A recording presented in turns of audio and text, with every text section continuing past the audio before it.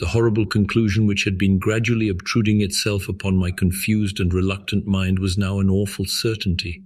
I was lost, completely, hopelessly lost in the vast and labyrinthine recesses of the Mammoth Cave. Turn as I might, in no direction could my straining vision seize on any object capable of serving as a guidepost to set me on the outward path. That never more should I behold the blessed light of day, or scan the pleasant hills and dales of the beautiful world outside, my reason could no longer entertain the slightest unbelief. Hope had departed. Yet, indoctrinated as I was by a life of philosophical study, I derived no small measure of satisfaction from my unimpassioned demeanor, for although I had frequently read of the wild frenzies into which were thrown the victims of similar situations, I experienced none of these, but stood quiet as soon as I clearly realized the loss of my bearings. Nor did the thought that I had probably wandered beyond the utmost limits of an ordinary search cause me to abandon my composure even for a moment. If I must die, I reflected, then was this terrible yet majestic cavern as welcome a sepulchre as that which any churchyard might afford, a conception which carried with it more of tranquillity than of despair. Starving would prove my ultimate fate. Of this I was certain. Some I knew had gone mad under circumstances such as these, but I felt that this end would not be mine. My disaster was the result of no fault save my own, since unbeknown to the guide I had separated myself from the regular party of sightseers, and wandering for over an hour in forbidden avenues of the cave, had found myself unable to retrace the devious windings which I had pursued since forsaking my companions. Already my torch had begun to expire. Soon I would be enveloped by the total and almost palpable blackness of the bowels of the earth. As I stood in the waning, unsteady light, I idly wondered over the exact circumstances of my coming end. I remembered the accounts which I had heard of the colony of consumptives, who, taking their residence in this gigantic grotto to find health from the apparently salubrious air of the underground world, with its steady, uniform temperature, pure air, and peaceful quiet, had found instead death in strange and ghastly form. I had seen the sad remains of their ill-made cottages as I passed them by with the party, and had wondered what unnatural influence a long sojourn in this immense and silent cavern would exert upon one as healthy and as vigorous as I. Now, I grimly told myself, my opportunity for settling this point had arrived, provided that want of food should not bring me too speedy a departure from this life. As the last fitful rays of my torch faded into obscurity, I resolved to leave no stone unturned, no possible means of escape neglected. So summoning all the powers possessed by my lungs, I set up a series of loud shoutings, in the vain hope of attracting the attention of the guide by my clamor. Yet, as I called, I believed in my heart that my cries were to no purpose, and that my voice, magnified and reflected by the numberless ramparts of the black maze about me, fell upon no ears save my own. All at once, however, my attention was fixed with a start as I fancied that I heard the sound of soft approaching steps on the rocky floor of the cavern. Was my deliverance about to be accomplished so soon? Had then all my horrible apprehensions been for naught, and was the guide, having marked my unwarranted absence from the party, following my course and seeking me out in this limestone labyrinth? Whilst these joyful queries arose in my brain, I was on the point of renewing my cries, in order that my discovery might come the sooner, when in an instant my delight was turned to horror as I listened. For my ever-acute ear, now sharpened in even greater degree by the complete silence of the cave, bore to my benumbed understanding the unexpected and dreadful knowledge that these footfalls were not like those of any mortal man. In the unearthly stillness of this subterranean region, the tread of the booted guide would have sounded like a series of sharp and incisive blows. These impacts were soft and stealthy, as of the padded paws of some feline. Besides, at times, when I listened carefully, I seemed to trace the falls of 4 instead of 2 feet. I was now convinced that I had, by my cries, aroused and attracted some wild beast, perhaps a mountain lion which had accidentally strayed within the cave. Perhaps I considered the Almighty had chosen for me a swifter and more merciful death than that of hunger. Yet the instinct of self-preservation, never wholly dormant, was stirred in my breast, and though escape from the oncoming peril might but spare me for a sterner and more lingering end, I determined nevertheless to part with my life at as high a price as I could command. Strange as it may seem, my mind conceived of no intent on the part of the visitor save that of hostility. Accordingly, I became very quiet in the hope that the unknown beast would, in the absence of a guiding sound, lose its direction as had I, and thus pass me by.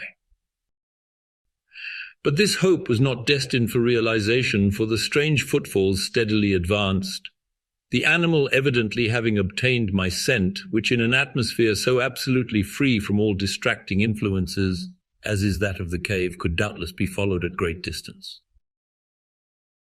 Seeing therefore that I must be armed for defense against an uncanny and unseen attack in the dark, I grouped about me the largest of the fragments of rock which were strewn upon all parts of the floor of the cavern in the vicinity, and grasping one in each hand for immediate use, awaited with resignation the inevitable result. Meanwhile, the hideous pattering of the paws drew near. Certainly the conduct of the creature was exceedingly strange.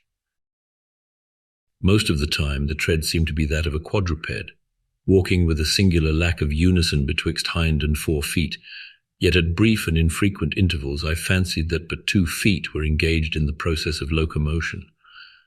I wondered what species of animal was to confront me.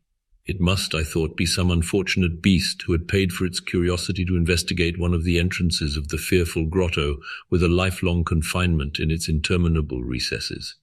It doubtless obtained as food the eyeless fish, bats, and rats of the cave, as well as some of the ordinary fish that are wafted in at every freshet of Green River, which communicates in some occult manner with the waters of the cave.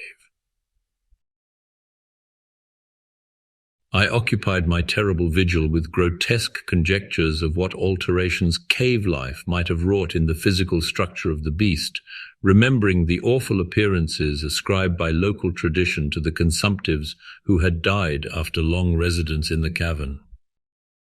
Then I remembered with a start that, even should I succeed in killing my antagonist, I should never behold its form, as my torch had long since been extinct, and I was entirely unprovided with matches. The tension on my brain now became frightful. My disordered fancy conjured up hideous and fearsome shapes from the sinister darkness that surrounded me, and that actually seemed to press upon my body. Nearer, nearer the dreadful footfalls approached. It seemed that I must give vent to a piercing scream, yet had I been sufficiently irresolute to attempt such a thing, my voice could scarce have responded. I was petrified, rooted to the spot. I doubted if my right arm would allow me to hurl its missile at the oncoming thing when the crucial moment should arrive. Now the steady pat of the steps was close at hand, now very close. I could hear the labored breathing of the animal, and terror-struck as I was, I realized that it must have come from a considerable distance and was correspondingly fatigued. Suddenly the spell broke. My right hand, guided by my ever-trustworthy sense of hearing, threw with full force the sharp-angled bit of limestone which it contained, toward that point in the darkness from which emanated the breathing and pattering, and, wonderful to relate, it nearly reached its goal, for I heard the thing jump, landing at a distance away where it seemed to pause. Having readjusted my aim, I discharged my second missile, this time most effectively, for with a flood of joy I listened as the creature fell in what sounded like a complete collapse and evidently remained prone and unmoving. Almost overpowered by the great relief which rushed over me, I reeled back against the wall. The breathing continued in heavy, gasping inhalations and expirations, whence I realized that I had no more than wounded the creature, and now all desire to examine the thing ceased. At last something allied to groundless, superstitious fear had entered my brain, and I did not approach the body, nor did I continue to cast stones at it in order to complete the extinction of its life. Instead, I ran at full speed in what was, as nearly as I could estimate in my frenzied condition, the direction from which I had come. Suddenly I heard a sound, or rather a regular succession of sounds. In another instant they had resolved themselves into a series of sharp metallic clicks. This time there was no doubt it was the guide.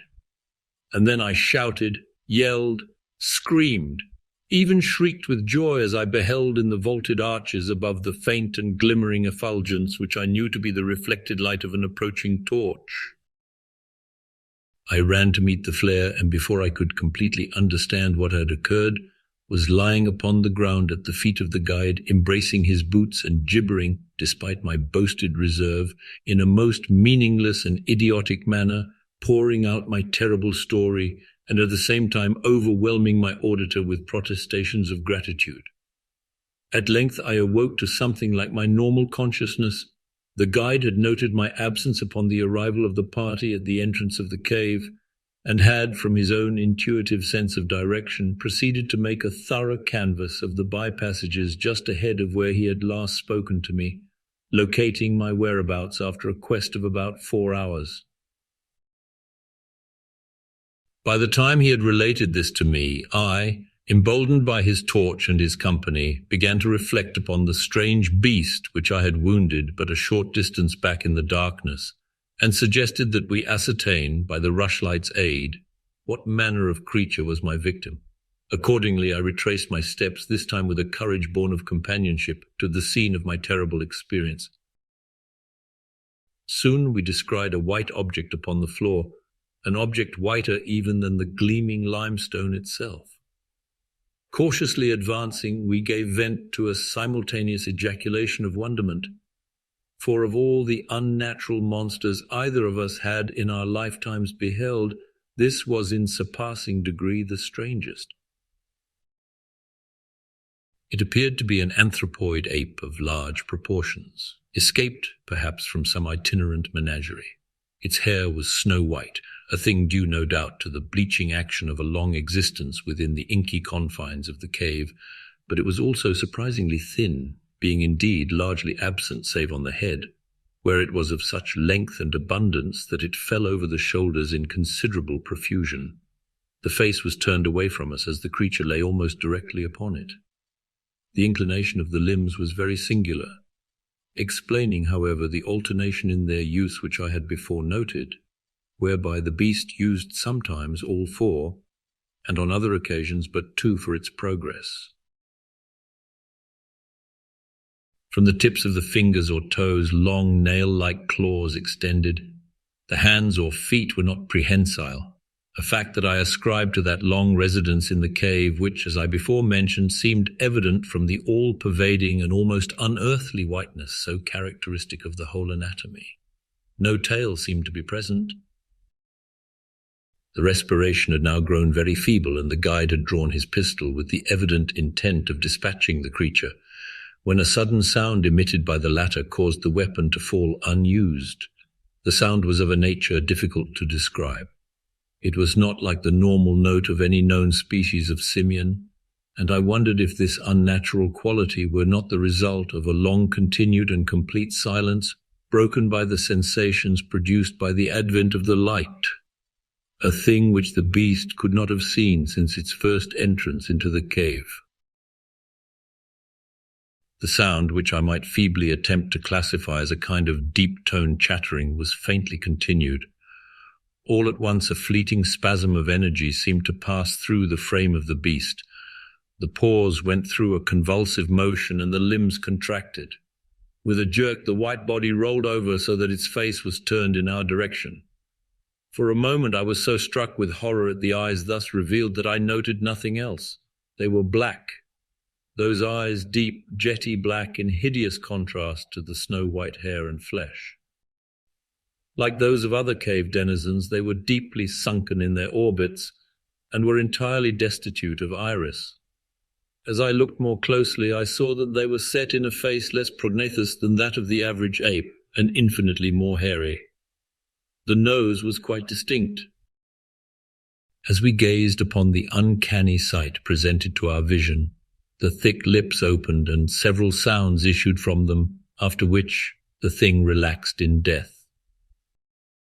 The guide clutched my coat sleeve and trembled so violently that the light shook fitfully, casting weird moving shadows on the walls about us. I made no motion but stood rigidly still, my horrified eyes fixed upon the floor ahead. Then fear left, and wonder, awe, compassion, and reverence succeeded in its place. For the sounds uttered by the stricken figure that lay stretched out on the limestone had told us the awesome truth. The creature I had killed, the strange beast of the unfathomed cave, was, or had at one time been, a man.